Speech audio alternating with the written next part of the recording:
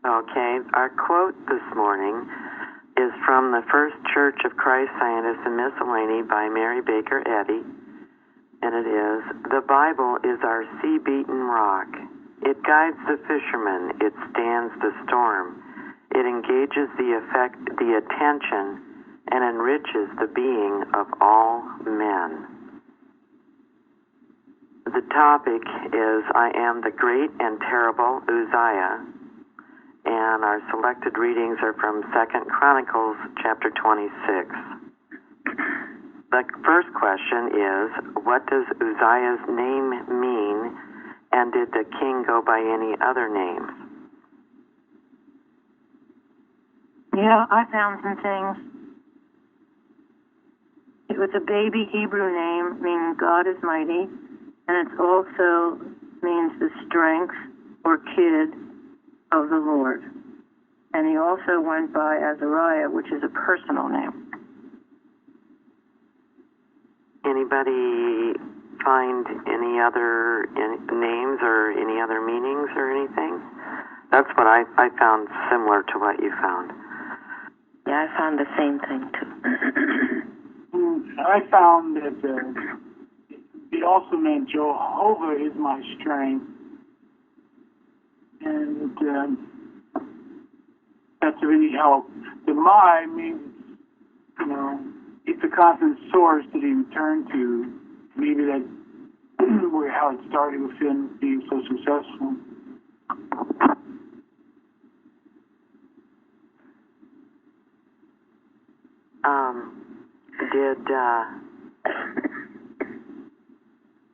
Was this a fairly common name, or what?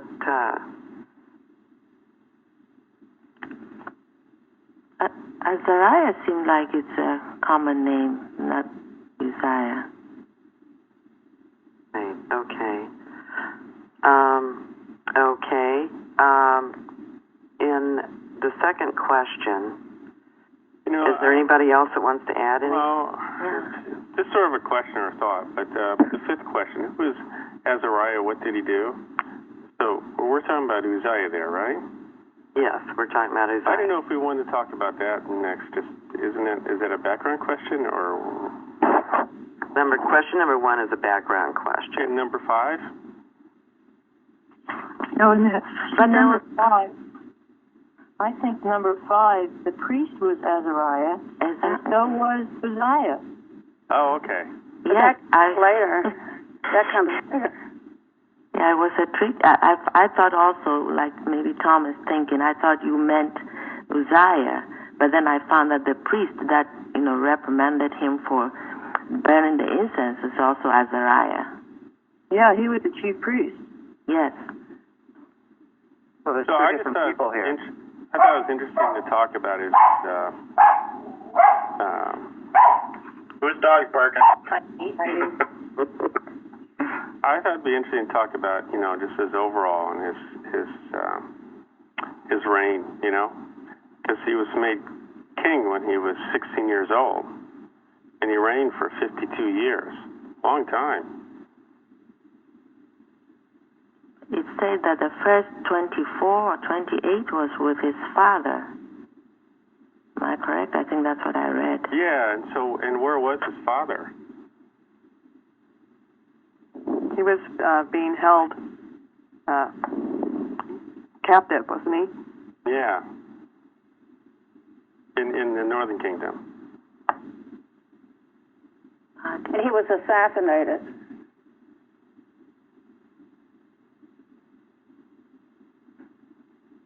It looks like his father, too, had the father was assassinated. Yes, you're right. So, when they say that Uzziah came to reign at age 16, he was actually in lieu of the king who was being held captive. Okay. All right. Is there anything else, Tom? No, I just thought that. Okay. I'm going to move on to the second question, And in 2 Chronicles chapter 26, both Zechariah and Isaiah, that's in 2 Chronicles 26, verse 22, are mentioned. Did both of these prophets work with Uzziah?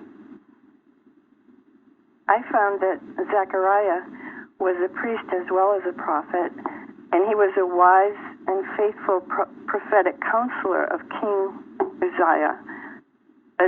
And Isaiah was just beginning his ministry as a prophet in 739 BC, and Uzziah died in 740 BC. So that was just 1 year that he was a prophet in Uzziah's lifetime. Okay. So that means that Isaiah didn't really work with Uzziah?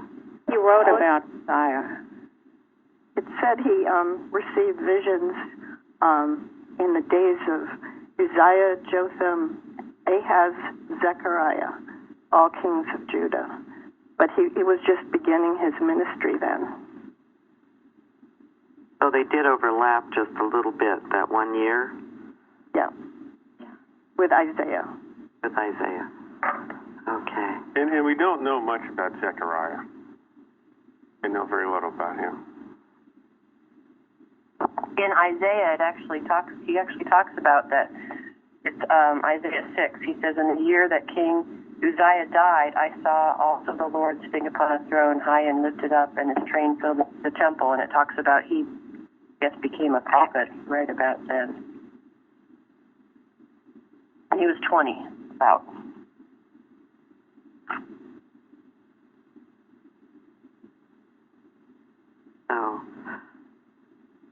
So Uzziah was actually covered the whole time he was in a king. He had the prophets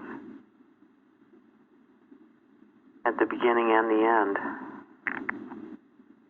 When Uzziah sought the Lord, I'm going to go to question number 3, unless there's something else.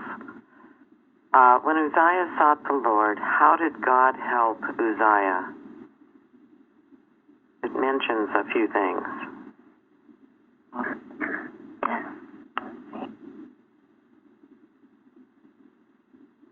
So there are a lot of things.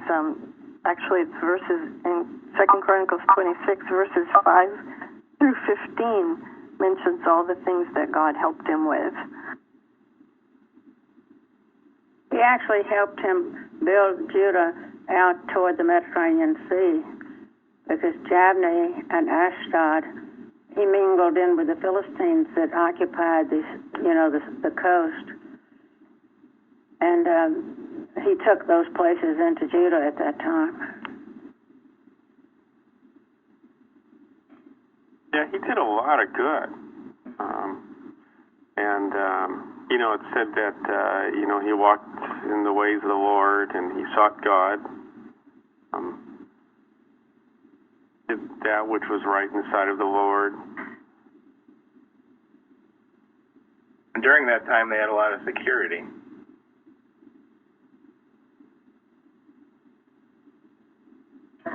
Yeah, and he was instrumental in getting a lot of that done, because he built towers in Jerusalem and fortified things. And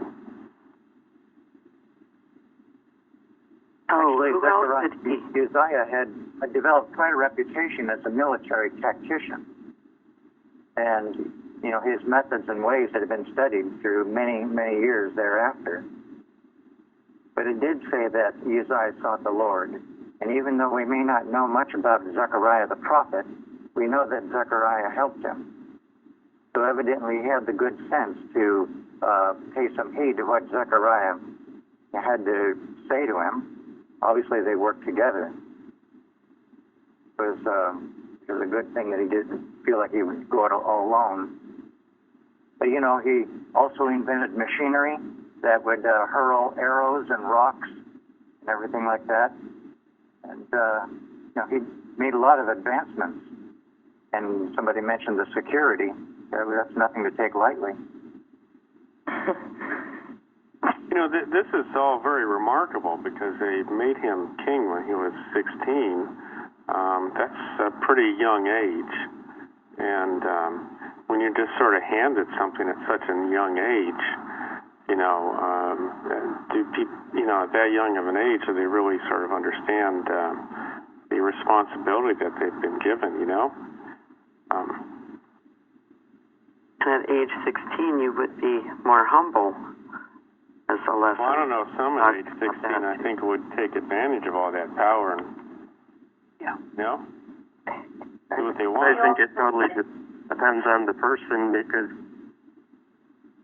some people never learn responsibility and live to be 100, and some kids have a tremendous amount of responsibility, and I think we're looking at today's age with all the flashy internet and everything and cell phones, and just seeing everybody drifting off into Neverland, and instead of when people had to help their parents make a living and work on the farm or whatever, and really have responsibility from a real young age. I also found that it said the Ammonites brought tribute to Uzziah. This was another example of the strength of his kingdom. He exacted tribute from the Ammonites, which was like a tax that recognized their lower place under Judah.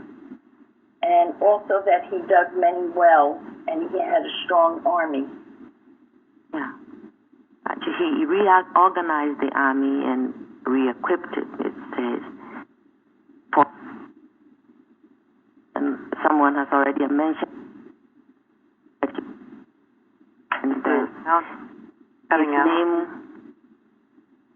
his name spread all over, even to Egypt and all, so.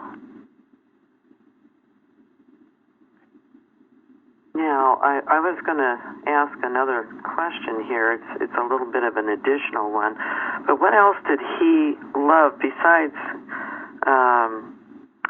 building the towers and equipping his army and so forth? There was some other things that he really was into. This is an in Carmel. It has to do with... He loved husbandry. Yes. Yeah, so in addition to that, he was also into the husbandry, the farming, and so forth. Cattle, dug wells. So, in addition to being the king, would you agree he was also wanting to not just be powerful as far as the army, but he also wanted to build up the farming and so forth? I read that those were personal pursuits, really, the agricultural part of his success. Well, he loved, because it says he loved husbandry. Yes.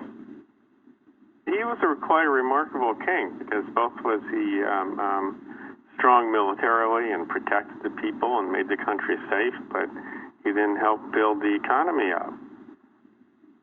So, and then, therefore, I'm sure building the wealth up of all the people of the country and making life better for everybody. I mean, a stronger economy, safe country. Sounds like a wonderful king, actually. Actually, that was my take on it, too, because his interest in the husbandry gave me the idea that perhaps he had a closer touch on the everyday life of his people, of the citizenship of his nation, instead of just ruling in some lofty, far-off place with no contact at all. That makes sense.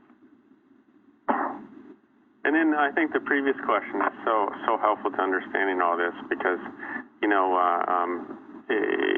when you asked about his relationship with the prophet, so, it says that Zechariah had an understanding in the visions of God. So obviously he's king while there's a prophet who, really understands God.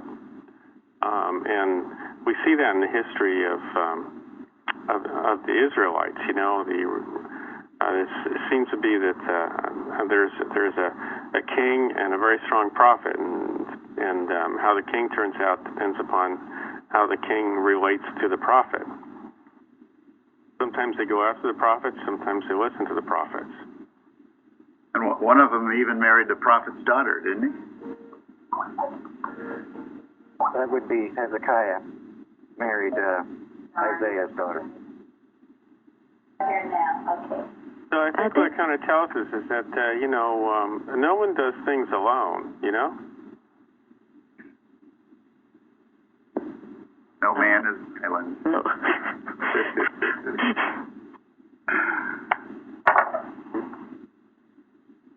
So,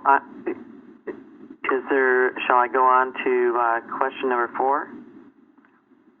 I think I also read that his father also was like that, but he didn't give God his whole heart. He did, for some time, did devote himself to God and was doing fine, but then he did not wholeheartedly serve God. So I would love to add to that, because I was looking at that too. And actually, after he, I don't have it in front of me, but had a battle and won, he brought their gods back and also added their worship to his worship. And then I think in 25:14, just a sec, see if I can find it. 15, the prophet then came to him and said that the Lord said, "Why do you consult this people's gods, which could not save their own people from your hand? And why didn't you turn to me?" And then that was the beginning of his downfall too. So he wasn't a very good example for his son. Exactly. obviously not. Well, actually, that should have been a really good example of what not to do. Well, in another way, yes, but in a way, he was a very unusual king, and one way to look at it is the kings in the northern kingdom. So there were a number of kings, and like an example for this one, Zechariah. So it seems to be multiple Zechariahs, said he did evil in the sight of the Lord, and he didn't last long as a king. He was killed, and just goes on and on. One king after another for the kings of Israel. They did evil in the sight of the Lord, and they had very short reigns and violent short endings, and did evil things. And so all that was going on while he was king.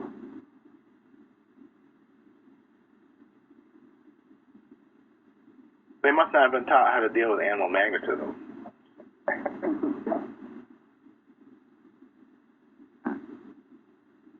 Yeah, and I mentioned this on the forum, but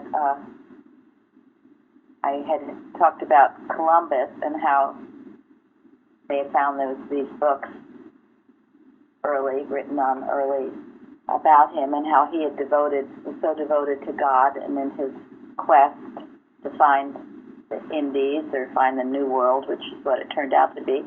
But after he had been very successful, extremely successful, came back to Spain and was given all kinds of accolades, and there too, it was a rapid downfall. So what his men did in those islands and lands that he found were just atrocious to those dear native Indians who had been so kind and generous to them. So suddenly they became greedy and lustful, and all the mortal mind propensities took over. After such a wonderful beginning, and even as they were doing that, they would put crosses, stakes in each of the islands that they went to. So talk about example. I mean, what an awful example for Christianity, what not to do. So anyway, I wanted to clarify that about Columbus. Thank you. So if we ever wonder why South America and Central America is ruled by generally, by despots and economic poverty in a lot of cases, it has a lot to do with their rebellion against what was reputed to be Christianity, which was nothing more than the Roman Catholicism despotism itself. Yeah, an ism, and still there's so many very sweet people from that area. But yeah, it's something to always be watchful for, and to see its aggressive form. It is aggressive, and that's why we cannot be nice to it. Eventually, the Indians fought back, but it was pretty much too late, and they were outnumbered and out everything else, and it said it was one of the first forms of genocide there. To people who had done nothing but kindness to them, expressed nothing but kindness. I so appreciate you bringing that.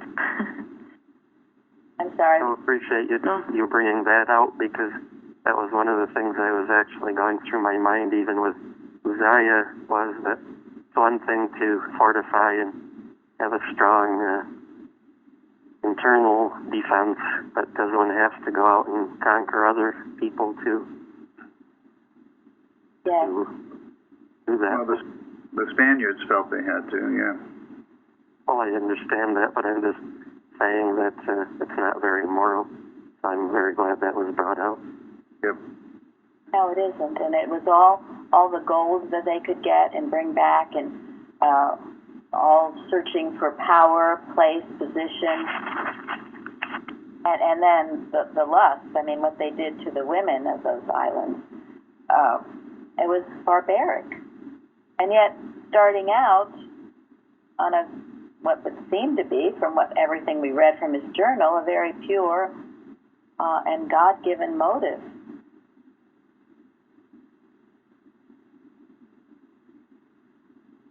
But this is why we go over and over again what we're doing, and why we have the roundtables, the Bible studies, these lessons, so we learn these lessons, so that history does not repeat itself. And when we see it repeating itself, we rise in rebellion against it. We don't turn away, but we take our truth, our sword of truth, and challenge it, because it needs to be. We don't let the wrong rule the right.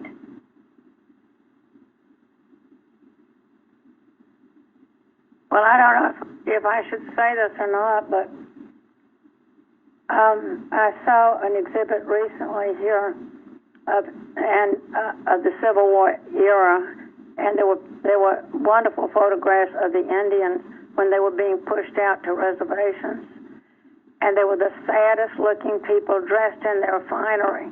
They were the saddest people I've ever seen. It was just riveting. Well, that is true.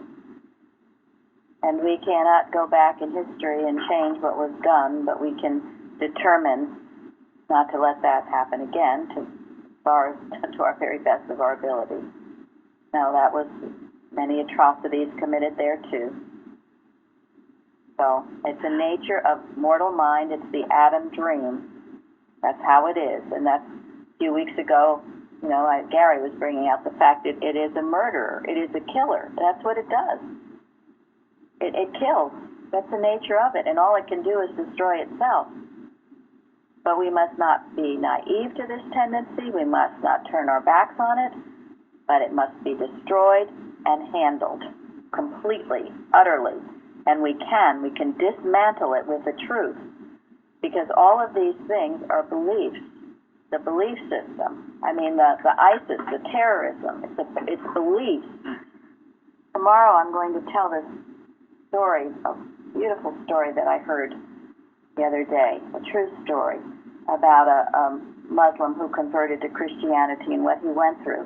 But the things that they believe, if you believe, and this is true about Romanism too, if you're not a Catholic or if you're not Muslim or whatever it is, that you're going to go into hell and damnation, well, you learn that from an early age, and it gets you to do very strange things.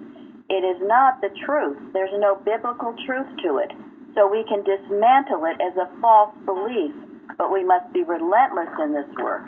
They're relentless in their work, so we must be equally so. We're not these nice little mealy-mouthed Christians or Christian scientists. We're tough as nails. We have to be. Mrs. Eddy said, you're a terror to error, and it is not people The people are in bondage to these beliefs. Our work is to free them from these treacherous beliefs, whatever they might be. You know, to think that all these are just beliefs and yet it comes so strong, and like Gary mentioned the other day, it would kill. I look back and I'm like, yeah, thank God for Christian Science, the way I learned it, of course, through the teachings here, because I really don't know where I would be, because it comes so strong. We all know this. And it's something that is nothing to pose itself so strong. It's, yeah. Well, you're right, Florence. Without the right teaching of Christian Science, we'd all be lost, defenseless. That's why it's so important what we're doing to preserve the true Christian Science. Yeah, because it has become where it has lost its unction. As Jeremy said, they don't know how to handle animal magnetism. Mrs. Eddy said she'd done it for years, 40 years, and now she expected her students to do it. We can keep all these things at bay or destroy them if we do the work. But if we don't, we are sitting ducks for whatever comes down the pike. And our work is mental. The warfare is mental. Thank God right now, at least none of us have to go out in combat, but there are many who do, and those we pray for every day as well. Those who are giving their lives for a higher purpose. For a higher purpose, to help free people from bondage. But if we do it mentally, it won't get to that point. And unless it's done mentally, all the war will continue, because it is mental. They're in bondage to their false beliefs that have been handed down from generation to generation.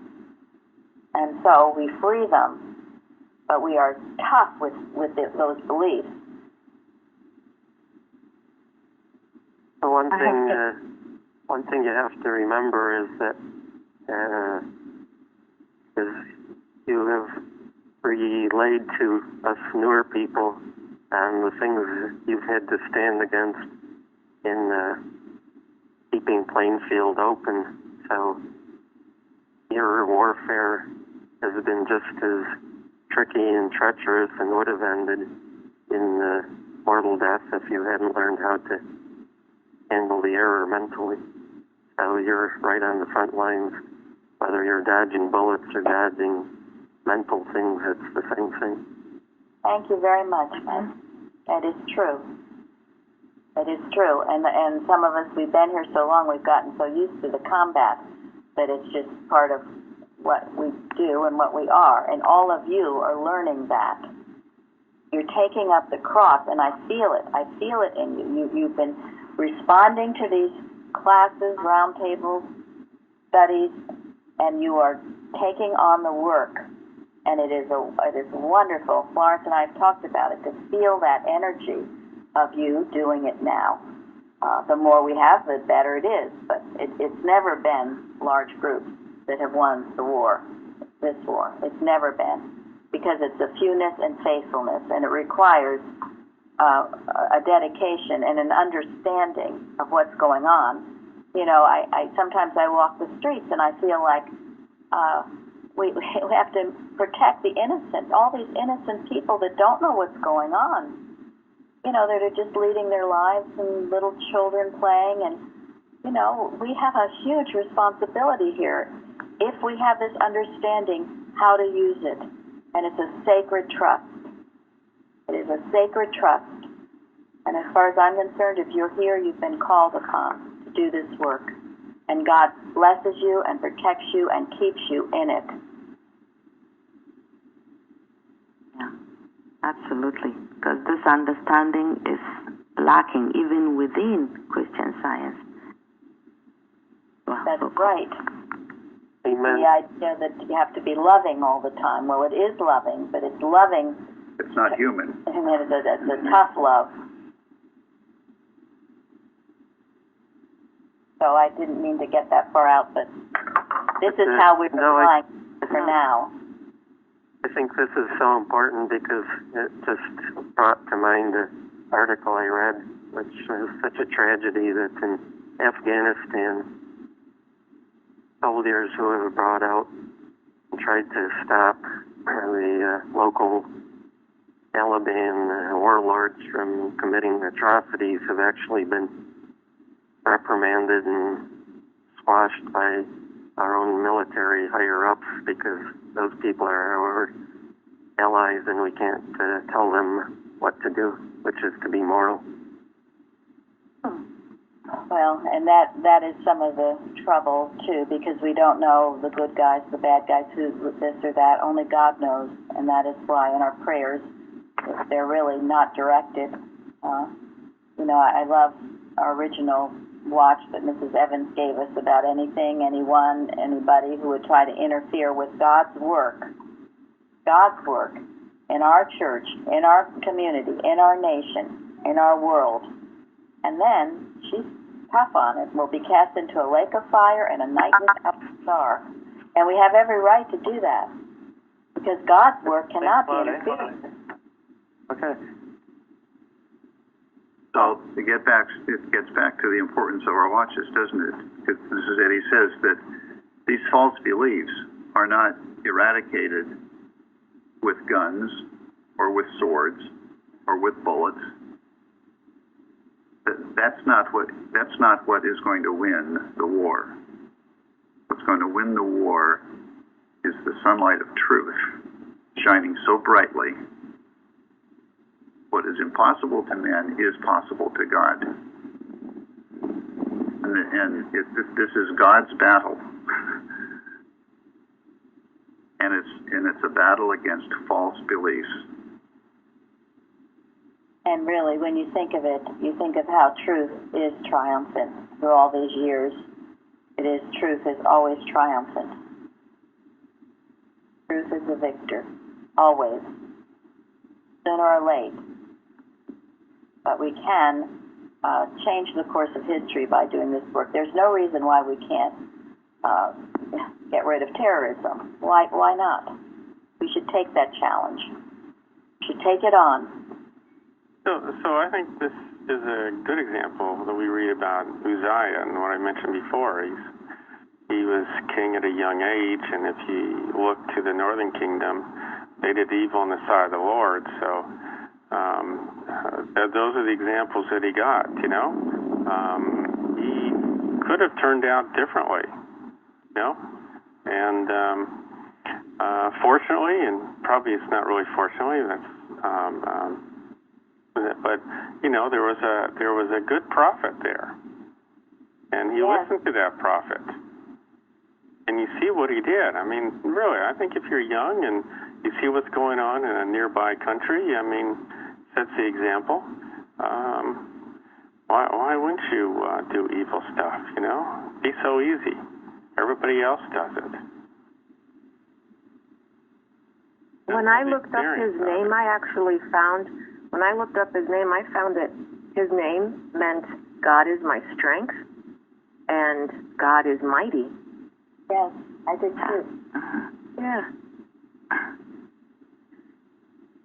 And it was his strength as long as he was listening to God. Yeah. And obeying. And having Zechariah there, which is the importance of having a clear-sighted prophet. He did. I mean, he was listed in the list that I looked at as one of the good kings. And even at the end, what he did, it didn't seem that horrible to me, but I guess it was. And I'm sure there were other things going on with his pride. And that brings us to... I'm sorry. I was just going to say we're about ready to get into question number 4. Sure. Which is what does the phrase "when he was strong" mean, and what was Uzziah's transgression?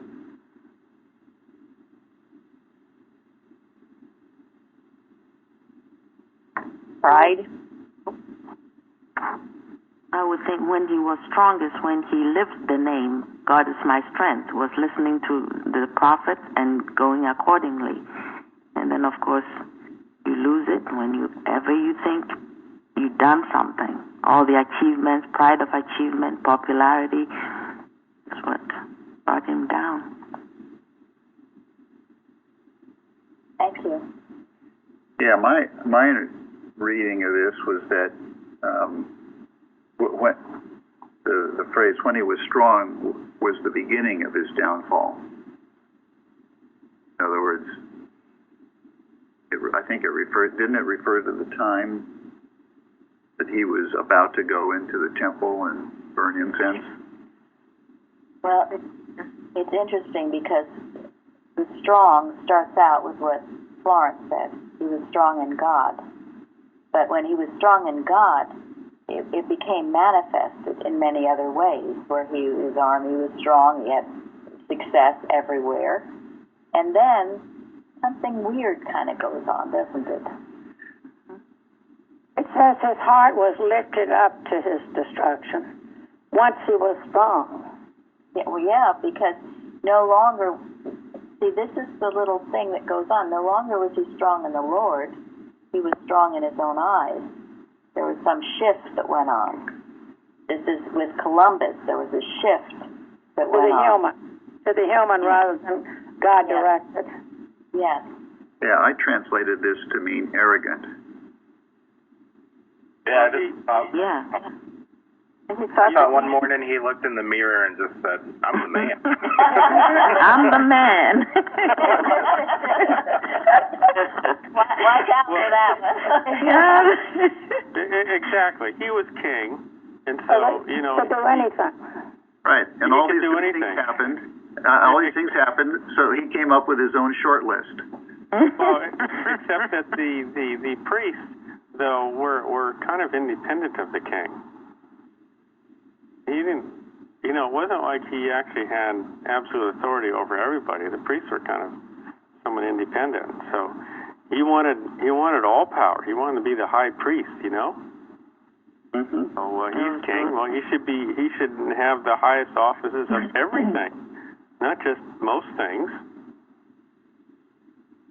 Well, it's like Where it was coming from. It's like success goes to your head. I mean, it sort of goes to your head. In a way, human success. I mean, yes, right. Like the side of the board of directors that wanted to take over the publishing society too, and what wasn't any of their business. Exactly. Yes. Right. He wasn't satisfied with just being the king. Right. He wanted to be the chief priest or whatever.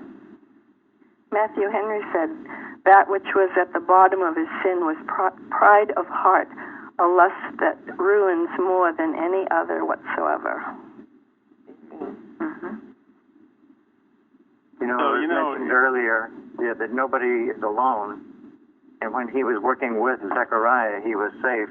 But when he got off on doing his own thing, then he found that he couldn't have the defenses against this arrogance, which is in mortal mind, which is just looking for somebody to catch it, and he did catch it.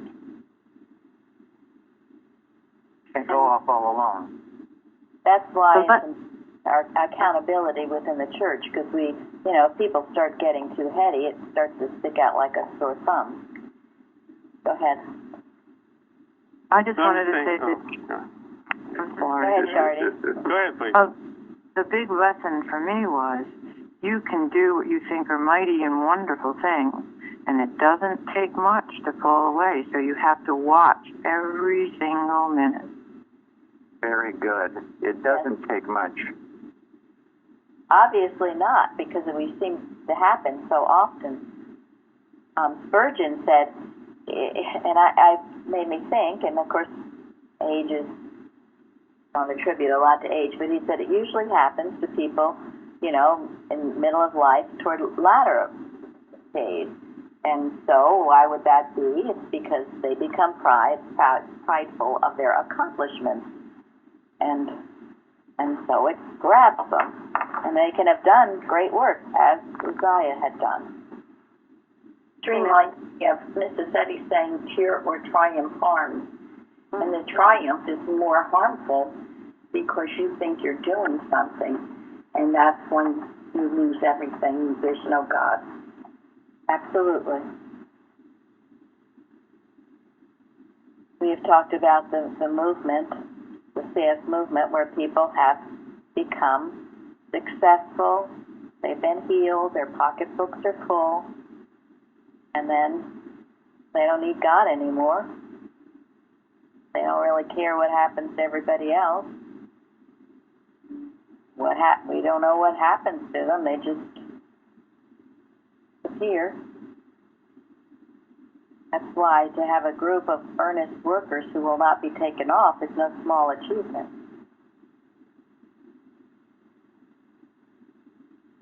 This is so valuable, being a part of this, because it helps you sense when you thinking you're doing something on your own. Well, it helps me, and to always know that it is God doing it, all of it.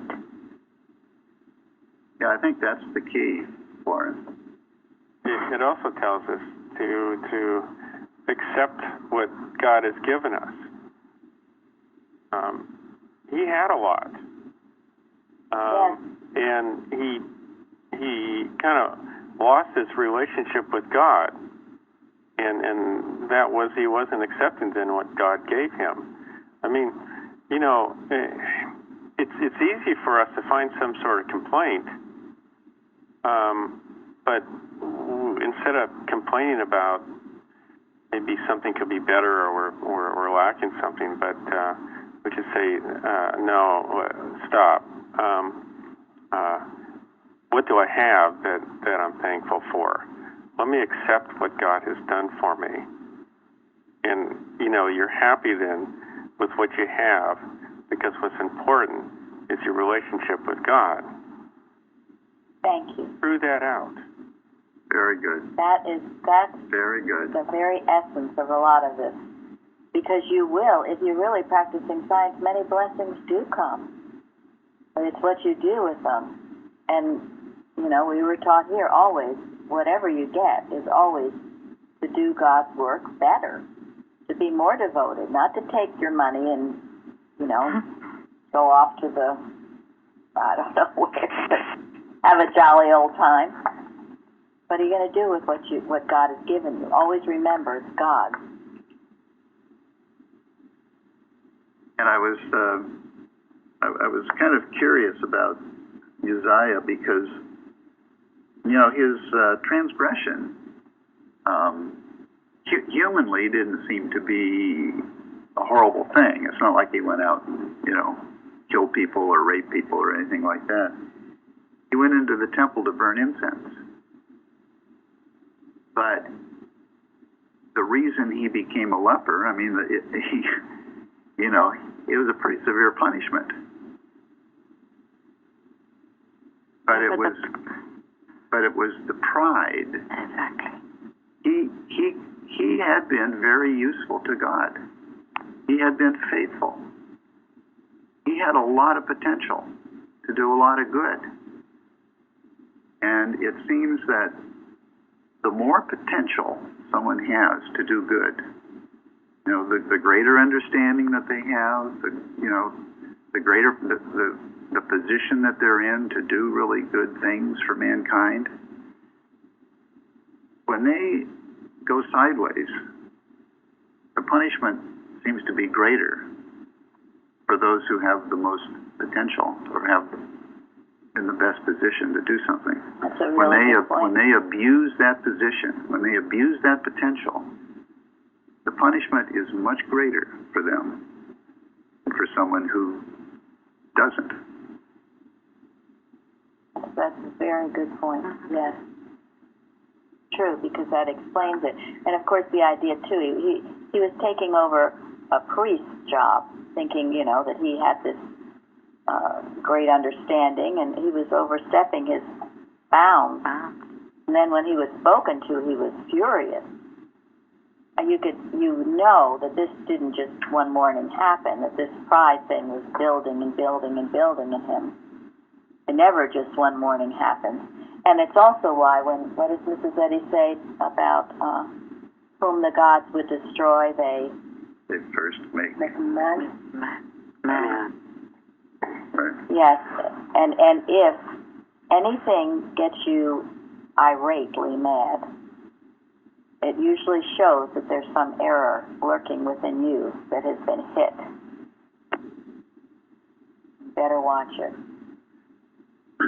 And it's biblical also. We had it in a lesson, I think, recently. To whom much is given, It's required. right. Right. I wanted to ask, did anybody find that he repented? He died a leopard, and I was wondering, I couldn't find anything that he repented. No, that's why he died a leopard. He never did repent. He never repented. Oh. That they threw him into a field so he wouldn't be near other kings because of the leprosy. And on his tombstone, it just read his name, and he had leprosy. That's what he was reduced to. Yeah. So out of all the good that he did, yep, that's what he was remembered. Yeah. And you know, go ahead. I was just going to say, it said that except for Jehoshaphat, his was the most prosperous reign since Solomon. I'm going to interject here, and we talked a little bit about these questions, but who is Azariah and what did he do? And we're going to get back on the questions. He was the chief priest, and he told Uzziah, the king, that it was not his place to burn the incense. It was the purpose of the priests.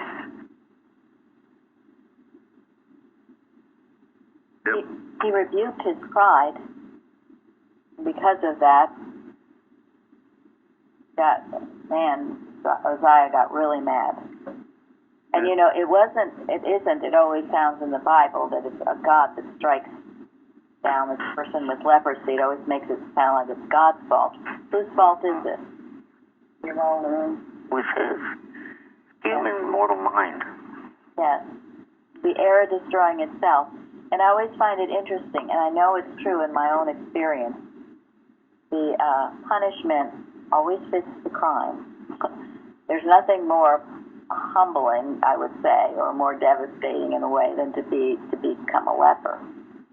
Shunned, to be at that time it was considered the lowest of lows. So he wouldn't learn it any other way. He had to learn it the hard way. But he didn't seem to learn it in his lifetime.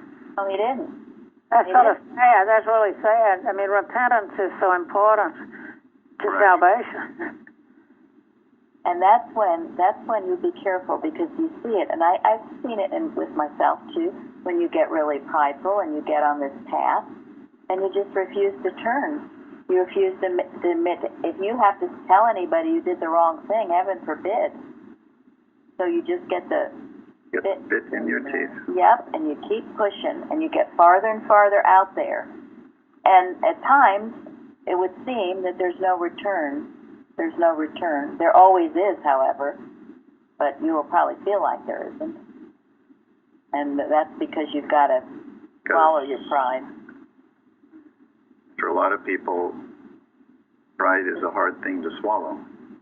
Have any of you been there or know of examples?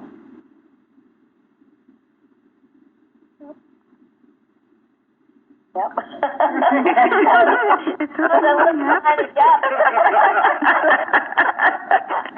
We're walking on water. Yeah, I've been there. Been there, done that. I don't want to talk about it because it does seem like it happens a lot faster. You know, that pride and the fall thing. the fall thing comes a lot sooner than it used to. Well, I'm really proudful that it's not an issue with me. How's your nose doing? We're so happy. We look forward You to know, it. I tell you, it's almost like an everyday thing in a way. You know, like you know something and you feel you're right. You know, I mean, I tell you, it seems like it's every day in a way. Well, that's good. That's really cleansing yourself daily, keeping yourself pure. Yeah, if you can recognize it when it's happening and nip it in the bud so that it doesn't get past first base. And if you have a practitioner talk to you or someone else, and you react really badly, that's the time to just be quiet and think about it. And because when you react, it shows there's something there in you. If you don't react, if you can take it humbly and say, okay, well, maybe that is true, I'll try to do better there. But when you rise up and start justifying yourself, it shows you got it.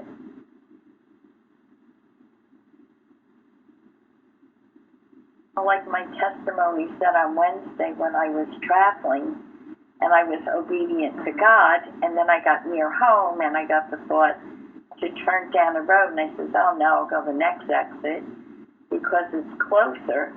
I thought I could do something without God, and I got myself in a very fearful situation until I got humble and asked God for help, and then the whole thing, God let me out of the danger. But that was quite scary, and it was a good lesson because I remember it.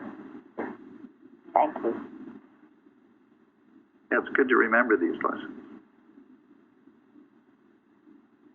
And just when you think you're doing it all, you got it all, maybe you don't need to do the lesson, maybe you don't need to spend so much time talking to God, man, it's waiting for you.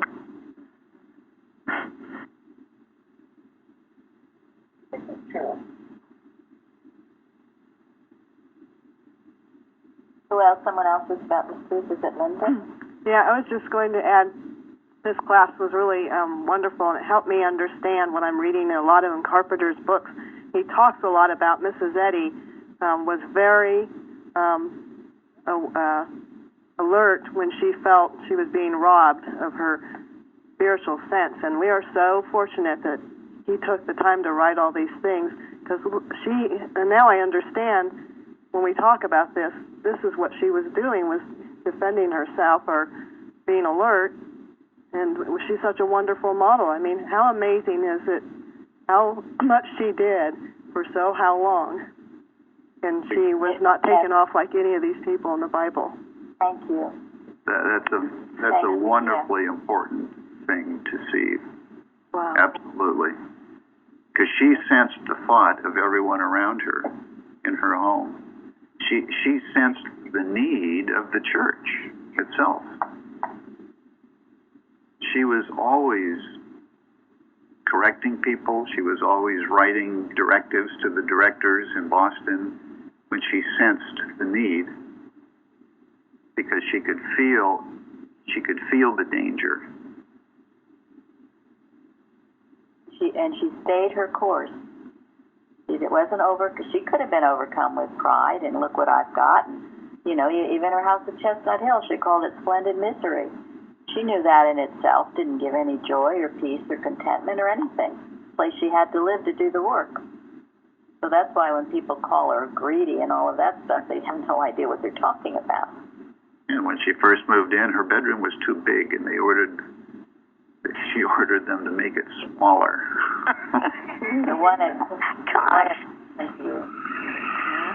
So, important point. And then think of how, in that discerning the rights of man, how those Carpenter books that are so essential, how they did everything they possibly could to keep them out of your hands. Who was it? Yes, the BOD, Animal Magnetism, calling itself the BOD of the Christian Science Church.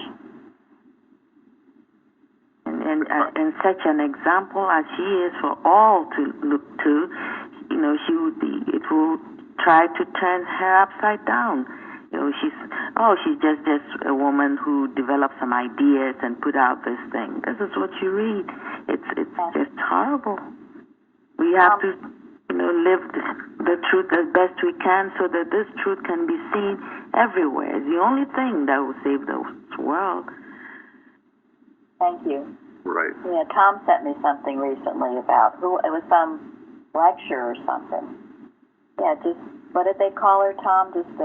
Oh, this is actually on the Boston's website, but there's a lecturer who likes to talk about, I guess, alternative methods of healing and how seems so, I don't know, whatever, something like that. But anyway, in there, when she describes Mary Baker Eddy, describes her as a religious leader. I forget the exact quote, but it's like that. It's like, oh, she's just another churchy person, Right. What? They leave out all the discovery and all that history. Well, it's an attempt to humanize her revelation. And make Christian Science an alternative medicine. And think of it as just another religious belief system. About 12 years ago, I was at the Mother Church because I was invited to help at the Sunday school and for a weekend. And I was told by someone there that Mrs. Eddy was only the scribe. I was absolutely shocked. And since then, that person is gone. And, of course, I'm gone. Yeah. Well, communication goes both ways. Mrs. Eddy did describe herself as a scribe under orders. But her great contribution to mankind was her obedience and her faithfulness to God, and her willingness to persist in that revelation until she gave mankind what God wanted her to give to mankind. That's really huge, because the whole thing they're trying to do is hide her life. Yes, they are. Exactly. Exactly. And that's why what the Carpenters wrote is so invaluable. It is so incredibly valuable because people go through Christian Science, Sunday school, they take classes and they go to church and they don't have a clue how to handle animal magnetism. They don't know about human harmony. They're missing her example as how she lived it. And I know she wanted that. I know she did. And the Carpenter did it. And they did everything they could to discredit him and destroy his work. So if that alone is all the BOD did, that's enough for me. That's enough for me to know that they don't know what the heck they're doing. Yeah. And you can't understand Christian Science unless you understand the spirit of the leader, the discoverer. It doesn't come through. It doesn't. It doesn't come through. You're right. You are right. And you know, because I know, when you started to get those books, you can't put them down. It's like you're thirsty and you're just drinking this. I remember when I first got 500 watching points, I just was reading and reading and reading, and precepts and footsteps, because it answered a deep need to understand some things that none of these other books, certainly not the Peel book, ever answered.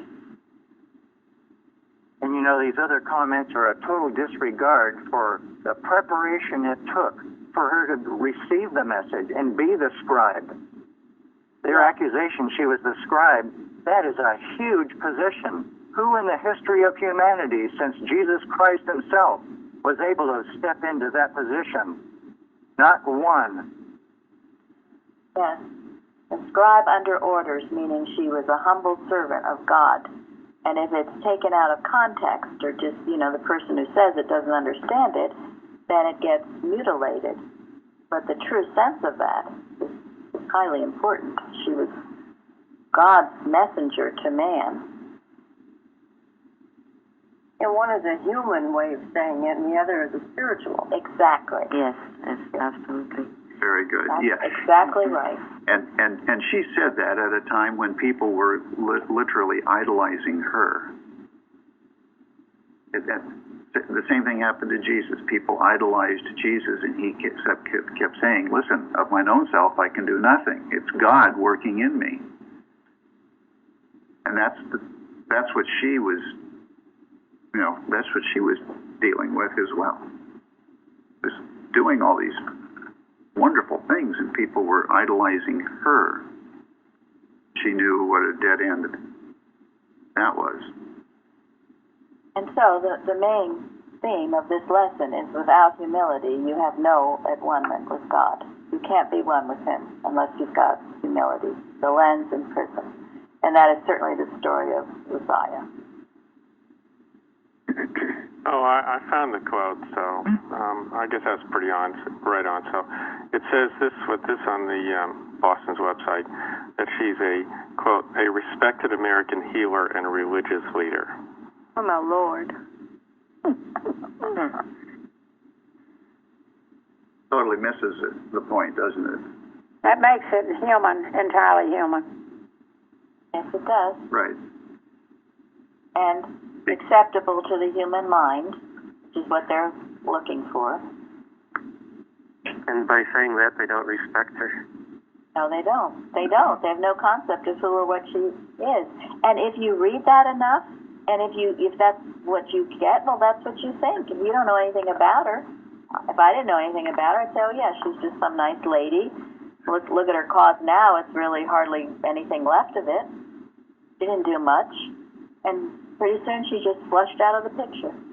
It's exactly what's going on. Bland, just like the bland denial. Yep. Bland denial of the truth. Well, they started it when they started changing the manual before she even left. Yes, they did. Exactly. They were out. That's a good point. Good point. Yep. The human mind was out then. They did everything they could before she passed on with an ex-friend suit to destroy her. And she saw it. She saw it all around her. She did everything she could to protect her child against the human mind. And that's why for anyone to represent her as anything other than God's representative to mankind to this age misses the point. And to get back to what Linda said about her, how she was constantly defending her Christ consciousness, that goes right back to each and every one of us. If you go out to some event, if you're with a group of people and you come home and you feel really badly and like you've got to take a shower because what was going on was so wrong in some way, well, then you be careful. That's God speaking to you. You have to daily defend your Christ consciousness, that it not just be trampled down so that you no longer have it. Mrs. Eddy knew it was the most important thing she had, was that connection with God, her Christ consciousness. And it is true of each of us here. And that's why you pay attention to the warnings, the signs, and the way that you feel, and listen and be wise. And in that way you maintain the most important thing any one of us has been given, which is our relationship with God and our consciousness of him. Defend it, protect it, love it, be grateful for it, and keep it bright and shining. Amen. Amen. Thank you, Betty. Amen. Thank you, Betty. Thank you very much for the question. All of you. Thank you very much. Thanks, Betty.